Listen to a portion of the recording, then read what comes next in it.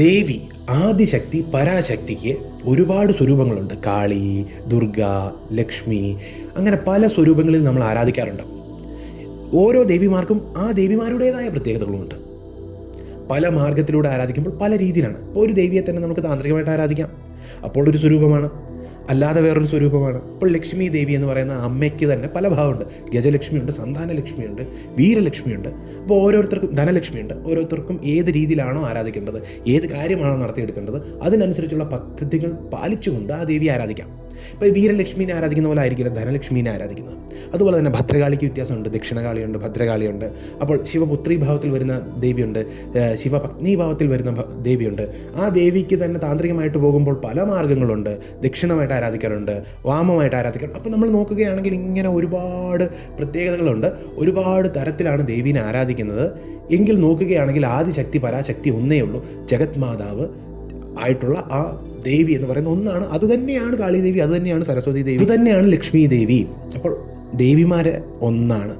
ആ പരാശക്തി ഏകമാണെങ്കിലും സ്വരൂപങ്ങൾക്ക് അനുസരിച്ച് വ്യത്യാസം ഉണ്ടാവും. അതിനനുസരിച്ച് ക്രമത്തിലും വ്യത്യാസമുണ്ട്. ഇപ്പോൾ ലക്ഷ്മി ദേവിനെ ആരാധിക്കുന്നവർ ചിട്ടാവട്ടം പാലിക്കണം, ആഹാരക്രമം സാത്വികമായിരിക്കണം. അതുപോലെ തന്നെ നാരായണ സാമീപ്യത്തോടു കൂടി ആ ഒരു കടാക്ഷത്തോടു കൂടി ആരാധിച്ചെങ്കിൽ മാത്രമേ ദേവി ചഞ്ചലയാകാതെ നിൽക്കുകയുള്ളൂ, അചഞ്ചലയായി നിൽക്കുകയുള്ളൂ. എങ്കിൽ മഹാലക്ഷ്മി ദേവിക്ക് തീർത്തും വ്യത്യസ്തമായൊരു രീതിയിലാണ് ആരാധിക്കുന്നത്. കാരണം പൂർണ്ണ ശക്തിയാണ്, പരാശക്തിയാണ്.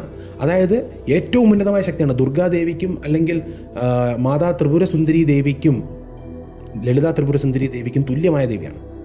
ആ ദേവിയുടെ പദ്ധതി തന്നെ വലിയൊരു പദ്ധതിയാണ് മഹാലക്ഷ്മിയായിട്ട് ആരാധിക്കുമ്പോൾ. അപ്പോൾ എല്ലാം വ്യത്യാസമാണ്. അപ്പോൾ ഞാൻ എന്തുകൊണ്ട് ഇതൊക്കെ പറഞ്ഞു എന്നറിയാമോ? ഓരോ ദേവിമാർക്കും ഓരോ പ്രത്യേകതകളുണ്ട് എന്ന് മനസ്സിലാക്കാൻ വേണ്ടി ആദ്യം പറഞ്ഞു എന്നേ ഉള്ളൂ, ഒരു ഏകദേശ രൂപം മനസ്സിലാക്കാൻ. ഇനി പ്രധാനപ്പെട്ട ആ കാര്യത്തിലേക്ക് കടക്കാം. കാളി ദേവിയുടെ പ്രത്യേകതകൾ എന്താണ്?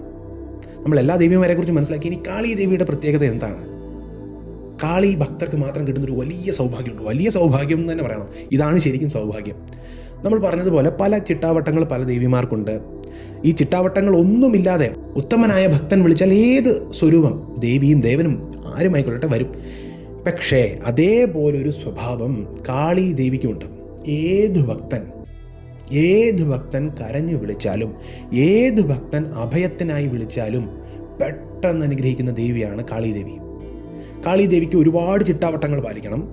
ഒരു സാധകനെ സംബന്ധിച്ചിടത്തോളം ആ സാധനയിൽ എത്തിച്ചേർന്ന് കഴിഞ്ഞാൽ ഒരുപാട് ക്രമങ്ങൾ പാലിക്കാനുണ്ട്. പക്ഷേ ഒരു ഭക്തൻ ഒരു തരത്തിലുള്ള സാധന, ഒരു തരത്തിലുള്ള നാമജപം ഒന്നുമില്ലാതെ ആ ദേവിയെ മനസ്സുരുകി വിളിച്ചാൽ ആ ദേവി കൂടെ എത്തും. എല്ലാവിധ അനുഗ്രഹവും നൽകും, എല്ലാവിധ സംരക്ഷണവും നൽകും.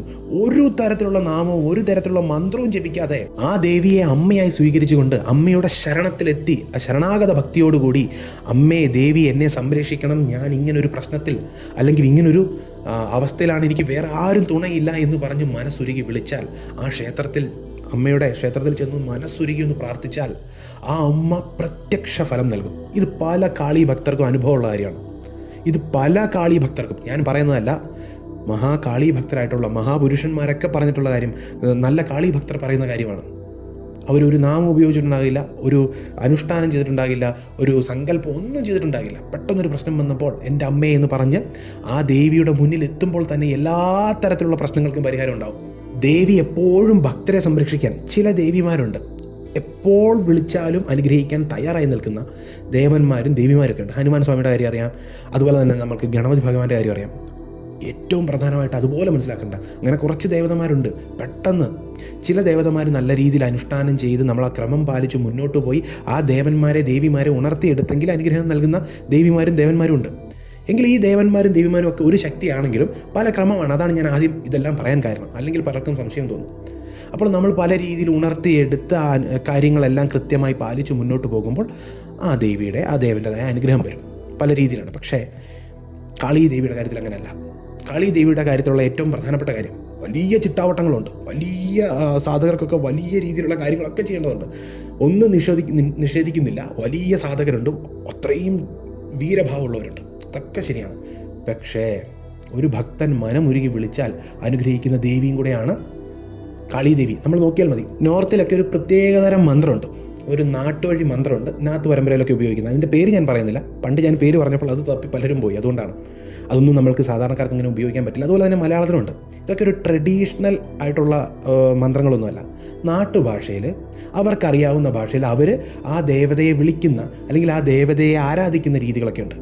ഇപ്പം ഞാൻ നേരത്തെ പറഞ്ഞ നോർത്ത് ഇന്ത്യൻ മന്ത്രം ഒരു റിക്വസ്റ്റ് അല്ല, അതായത് ഇങ്ങനെ നടത്തി തരണം എന്നുള്ളതല്ല, അത് വേറൊരു രീതിയിലുള്ളൊരു കാര്യമാണ്. അതുകൊണ്ടാണ് ഞാൻ അതിലേക്ക് പോകാത്തത്. അതൊക്കെ അത്ര നല്ല കാര്യമല്ല, പെട്ടുപോയാൽ പെട്ടു, അതുകൊണ്ടാണ് ഞാൻ പറയാത്തത്.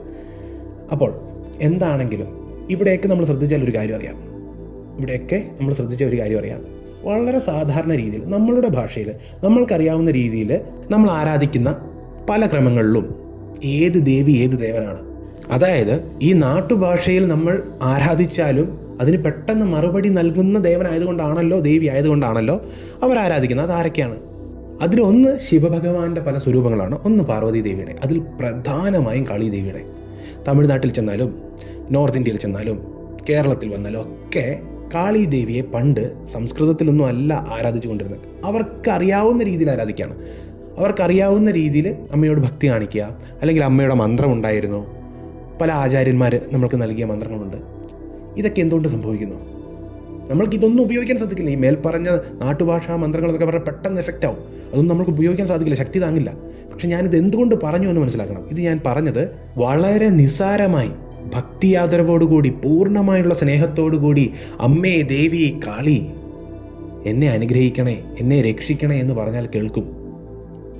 അതാണ് ഞാനിവിടെ എടുത്തു പറയാൻ കാരണം. നമ്മൾക്കറിയാവുന്ന രീതിയിൽ പെട്ടെന്ന് വിളിച്ചാൽ, ഒന്ന് ഉഗ്രമൂർത്തികളെല്ലാം ഇങ്ങനെ തന്നെയാണ്, ഉഗ്രമൂർത്തികളെ നമ്മളൊന്ന് പേരെടുത്ത് ആ നാമം ഒന്ന് വിളിച്ച് എന്നെ രക്ഷിക്കണേ എന്ന് പറഞ്ഞാൽ രക്ഷിക്കും. വലിയ മന്ത്രങ്ങളൊന്നും വേണ്ട. നമ്മൾക്കറിയാം ഉഗ്രമൂർത്തികളെയൊക്കെ ഗുരുവില്ലാതെ ജപിക്കാൻ സാധിക്കില്ല, അല്ലെങ്കിൽ വിളിക്കാൻ സാധിക്കില്ല, ശക്തി താങ്ങില്ല. ഓരോരുത്തർക്കും അവരുടേതായ ശരീരക്രമമൊക്കെ ഉണ്ട്. ആ ക്രമത്തിനനുസരിച്ചുള്ള ദേവതമാരെ നമ്മൾ താങ്ങുകയുള്ളൂ. അതൊരു ഗുരു വേണം പറഞ്ഞു തരാൻ. ഇതൊന്നുമില്ലാതെ, ഒന്നും പാലിക്കാതെ പോലും ഈ ദേവന്മാരുടെ ദേവിമാരുടെ പൂർണ്ണ കടാക്ഷം നമ്മൾക്കുണ്ടാവും. പൂർണ്ണ മനസ്സോടുകൂടി ശരണാഗത ഭക്തിയോടുകൂടി ആ കാലിൽ വീണ് അമ്മേ ദേവി എന്നൊന്ന് വിളിച്ചാൽ, പ്രത്യേകിച്ച് കാളീദേവിയുടെ കാര്യത്തിൽ പെട്ടെന്ന് അനുഗ്രഹം ഉണ്ടാവും.